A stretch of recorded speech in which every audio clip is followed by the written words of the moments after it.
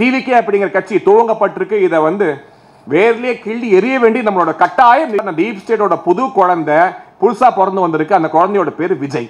திமுகவோட tool kit text book அப்படியே copy அடிச்சு அதே ப்ராபகேண்டா. எந்த வளர்ச்சியும் வரக்கூடாது, வளர்ச்சி வரக்கூடாது.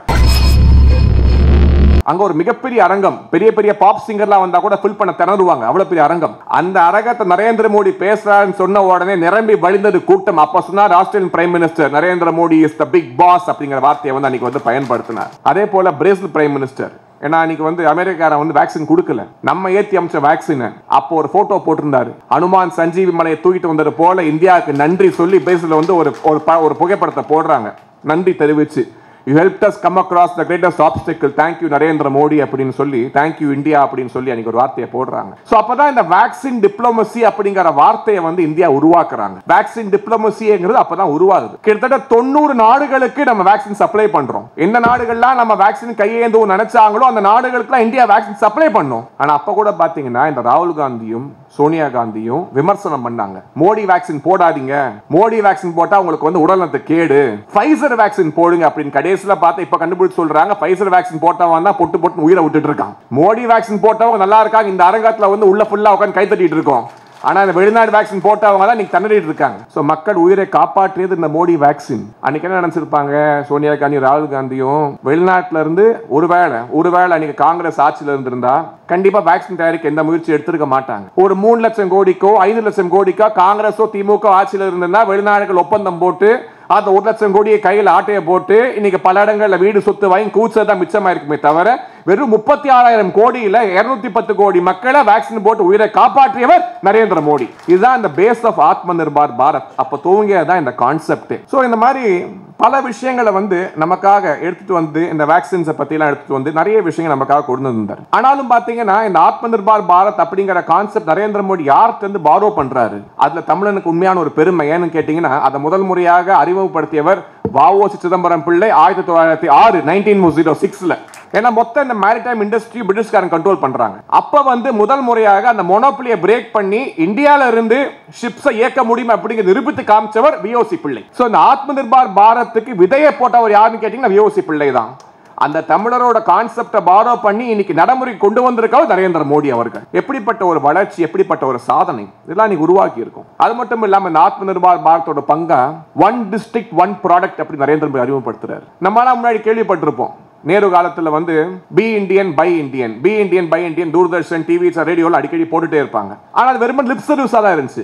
ஏன் லிப் சர்வீஸ்னா 2008ஆம் ஆண்டு சோனியா காந்தி என்ன பண்றாங்க, சைனா கூட ஒரு ஒப்பந்தம் போடுறாங்க. இன்னைக்கு வரைக்கும் அந்த ஒப்பந்தத்துல என்ன இருக்குன்னு சொல்லி சோனியா காந்திக்கு ராகுல் காந்திக்கு மட்டும்தான் தெரியும். அன்னைக்கு பிரதமர் அந்த மன்மோகன் சிங்க்கு தெரியாது, அரசாங்கத்துக்கு தெரியாது. It was a direct agreement between Sonia Gandhi and the Communist Party of China. எதுக்காகனா இந்தியாவை அடகு வைக்கிறது. அன்னைக்கு ஆரம்பிச்ச அக்ரிமெண்ட் முதற்கொண்டு இந்தியாவுக்கு இருக்கக்கூடிய பல நிறுவனங்கள் MSME மாத்தி மாத்தி மூடிட்டே வந்துட்டு இருந்தாங்க. நம்ம ஒரு சின்ன உதாரணம் எடுத்துப்போம். பொம்மை மேனுஃபேக்சர் பண்ண இண்டஸ்ட்ரி, இந்த டாய் இண்டஸ்ட்ரி. இந்த பொம்மை மேனுஃபேக்சர் இண்டஸ்ட்ரியில பாத்தீங்கன்னா கர்நாடகால சென்னப்பட்டினம் இருக்கு, உத்தரப்பிரதேசல வாரணாசி இருக்கு, தமிழ்நாட்டுல தஞ்சாவூர் இருக்கு, ஆந்திரால கொண்டால்பட்டி இருக்கு. இங்க இருக்க பொம்மைகள் எல்லாமே தயாரிக்கக்கூடிய பொம்மைகள் 2004ல இருந்து 2014 வரைக்கும் இந்த இயங்கக்கூடிய நிறுவனங்கள் எல்லாமே மூடிட்டாங்க. ஏன்னா வாங்க ஆளு இல்லை. ஏன்னா கேட்டா மொத்த டாய்ஸ் சைனால உள்ள வந்து குவியுது. இவங்க போட்ட அக்ரிமெண்ட் அப்படி இந்தியால கூடிய MSMEs எல்லாம் மூடிட்டு வந்தாங்க. ஆனா 2024 சென்சஸ் படி இந்தியாவோட டாய் இண்டஸ்ட்ரி மட்டும் 18,000 கோடிக்கு இன்னைக்கு வேல்யூவேஷன்ல இருக்கு. ஏனென்று கேட்டால் ஆத்ம நிர்பார் பாரத் வெளிநாட்டு இறக்குமதியை குறைச்சு இங்க இருக்கக்கூடிய நிறுவனங்களை வாழ வச்சு இன்னைக்கு தஞ்சாவூர்ல போய் பாருங்க அந்த பொம்மை செய்யற இண்டஸ்ட்ரி எந்த அளவுக்கு இருக்குன்னு. கொண்டல்பட்டியில பாருங்க, சென்னப்பட்டினம் அண்ணாமலை நமக்கு தெரியும் எந்த அளவுக்கு அங்க இங்க இருக்கக்கூடிய பொம்மைகள் வெளிநாட்டுக்கு வந்து இன்னைக்கு வந்து ஏற்றுமதி பண்றாங்க. 239% இந்தியாவோட பொம்மை ஏற்றுமதி கடந்த 5 ஆண்டுகள்ல வளர்ந்திருக்கு. இதெல்லாம் ஆத்ம நிர்பார் பாரத்தோட அங்கம். ஏன்னா இங்க இருக்கக்கூடிய இண்டஸ்ட்ரீஸை டெவலப் பண்ணி ஒவ்வொரு அங்கமா வந்து இன்னைக்கு வளர்த்து கொண்டு வந்திருக்காரு நரேந்திர மோடி அவர்கள். இதெல்லாமே பாத்தீங்கன்னா இவ்வளவு தூரம், இதெல்லாம் 2 உதாரணம் நான் கொடுத்தது. 2 உதாரணம் தான். டாய் இண்டஸ்ட்ரிங்கிற ஒரு உதாரணம், கோடுங்கிற ஒரு உதாரணம். இந்தியாவை வந்து அழிக்க வேண்டும் என்று சொல்லி எப்படி வந்து ஒரு நேபாளில், ஒரு ஸ்ரீலங்கால, ஒரு ஆப்கானிஸ்தான்ல, பங்களாதேஷ் ஆச்சோ அந்த மாதிரி ஒரு மிகப்பெரிய கலவரத்தை உருவாக்க வேண்டும் என்ற எண்ணம் இந்த டீப் ஸ்டேட் அப்படின்னு சொல்லுவாங்க. அந்த டீப் ஸ்டேட்டுக்கு நிறைய இருக்கு. பேசிக்காவே இந்த டீப் ஸ்டேட்டுக்கு ஒரு 3 லாபி இருக்கும். Oil lobby, defence lobby, pharma lobby. இந்த பார்மா லாபியை கோவிட் வேக்சின் மூலமாக உடைத்தவர் நரேந்திர மோடி அவர்கள். அதே போல டிஃபென்ஸ் லாபி நீங்க வந்து பாத்தீங்கன்னா காங்கிரஸ் பீரியட்ல நமக்கு வாயிலே வராது. ஆகஸ்டா வெட்லேண்ட் ஸ்கேம், போஃபர் ஸ்கேம் சொல்லி அடிக்கிட்டே போலாம். டிஃபென்ஸ்னாலே ஸ்கேம் தான் காங்கிரஸ் பீரியட்ல. ஆனா அது எல்லாத்தையும் உடைச்செறிஞ்சு இன்னைக்கு ஆபரேஷன் சிந்தூர்ல பயன்படுத்தப்பட்ட 90% டிஃபென்ஸ் எக்யூப்மெண்ட்ஸ் இந்தியாவிலே தயாரித்து இங்கே உருவாகி பிரம்மோஸ் முதற்கொண்டு ரஷ்யாவோட கொலாபரேஷன்ல பிரம்மோஸ் முதற்கொண்டு இங்கே உருவாக்கப்பட்ட இந்த டிஃபென்ஸ் தான் எக்யூப்மெண்ட்ஸ் தான் அங்க போய் பாகிஸ்தானுக்கு ஒரே அடி 4 நாள்ல வார் முடிஞ்சிருச்சு. அந்த அளவுக்கு இன்னைக்கு இந்தியா செல்ஃப் ரிலையன்ட் ஆனது மட்டும் இல்லாம வெளிநாடுகளுக்கு இன்னைக்கு பல ப்ராடக்ட்ஸ் டிஃபென்ஸ் ப்ராடக்ட்ஸ் ஏற்றுமதி செய்யும் நாடாக இந்தியாவை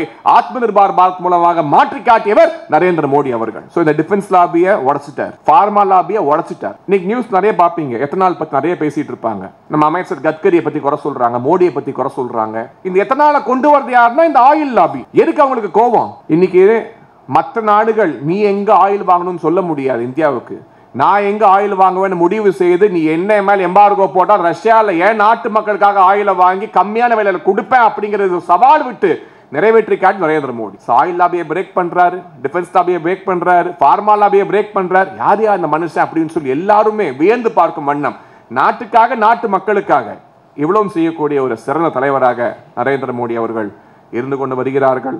அந்த மனிதனுக்கு நன்றி சொல்ல நம் அனைவரும் கடமைப்பட்டிருக்கிறோம் என்பதை பெருமையாக கூறிக்கொண்டு, அதே நேரத்தில் இந்த டீப் ஸ்டேட்டோட ஒரு புது குழந்தை டீப் ஸ்டேட்டுக்கு பிறந்திருக்கு. அந்த குழந்தை நம்ம சாதாரணமாக நினைத்து விடக்கூடாது. ஏன்னு கேட்டீங்கன்னா அந்த டீப் ஸ்டேட் ஒரு பழைய குழந்தைக்கு வயசாயிருச்சு. அந்த குழந்தை பேர் திமுக. அந்த குழந்தைக்கு வயசாயிருச்சு. ஸ்டெர்லைட்ல பாத்தீங்கன்னா அந்த தூத்துக்குடியில் அந்த ஸ்டெர்லைட் காப்பர் ஏசியாவோட 60% காப்பர் ஏற்றுமதி செய்தது ஸ்டெர்லைட் கம்பெனி தூத்துக்குடியில் போயிட்டு இருந்துச்சு. அதை க்ளோஸ் பண்ண உடனே அது பெனிஃபிஷியரி யாருன்னு கேட்டீங்கன்னா சைனா. எல்லா பிசினஸ் சைனாக்கு மாறி போச்சு. இப்போ திமுக ஆப்போசிஷனா இருக்கும்போது எப்படி வந்து டெவலப்மெண்ட் எல்லாம் தடுத்தாங்களோ, ரோடு போடாத, கம்பெனி ஆரம்பிக்காத, இதை பண்ணாத அதை பண்ணாத தமிழ்நாட்டோட வளர்ச்சியை தடுத்தாங்களோ, அதே போல அந்த டீப் ஸ்டேட்டோட புது குழந்தை புதுசா பிறந்து வந்திருக்கு. அந்த குழந்தையோட பேரு விஜய். என்ன திமுக பண்ணாங்களோ, திமுக ஆப்போசிஷனா இருக்கும்போது என்னெல்லாம் வளர்ச்சியை தடுத்தாலும் அதே போல இன்னைக்கு அப்படியே டெக்ஸ்ட் புக் டூல் கிட் சொல்லுவாங்க, அந்த டூல் கிட் டெக்ஸ்ட் புக் திமுகவோட டூல் கிட் டெக்ஸ்ட் புக் அப்படியே காப்பி அடிச்சு அதே ப்ராபகேண்டா. எந்த வளர்ச்சியும் வரக்கூடாது, வளர்ச்சி வர அண்ணன் பாண்டியன் அழகா சொன்னாங்க. இது mind set of the results அப்படின்னு. அந்த மைண்ட் செட்டோட வந்து இன்னைக்கு டிவிகே அப்படிங்கிற கட்சி துவங்கப்பட்டிருக்கு. இதை வந்து வேர்லயே கிள்ளி எரிய வேண்டி நம்மளோட கட்டாயம். நிச்சயமாக அதை செய்வோம், அதில் உறுதியாக இருக்கிறோம். சொல்லும் போதான் ஒரு வார்த்தை ஞாபகத்துக்கு வருது. 2014 இந்தியாவோட 1/3 of India was under the control of Naxals. இன்னைக்கு பாத்தீங்கன்னா 4 டிஸ்ட்ரிக்ட்ல மட்டும் இந்தியா இருக்காங்க. அவங்களுமே நேற்றைய தினம் வந்து இன்னைக்கு அவங்க ஸ்டேட்மெண்ட் கொடுத்திருக்காங்க. The sickle and hammer has dropped its weapons and surrendered itself to India அப்படிங்கிற ஒரு நற்செய்தி. நக்சல் என்பது இந்தியாவில இருந்து ஒழிந்து விட்டது அப்படிங்கிற நற்செய்தி நேற்று கூட நம்மளுக்கு இன்னும் சிங்கால அந்த அளவுக்கு பிரச்சனை இருந்துச்சு. 1/3 ஆஃப் இந்தியா 10 வருஷத்துக்கு முன்னாடி 10 வருஷம் கண்ட்ரோல் பண்ணி இன்னைக்கு இந்தியா எவ்வளவு ஒரு வலிமையா நாடு அப்படிங்கறத நிரூபிச்சு காமிச்சிருக்காங்க. சோ இந்த அளவுக்கு வளர்ச்சிகள். நான் அதோட பேசுறதுக்கு நிறைய எனக்கு இன்னும் பேசணும்னு ஆசைகள். பட் இருந்தாலும் தலைவர்கள் பேசணும். நீங்க எல்லாரும் அண்ணாமலை அவர்கள் பேசுவதை கேட்பதற்கு, பாண்டிய அவர்கள் பேசுவதற்கு ஆர்வமாக இருப்பீர்கள்.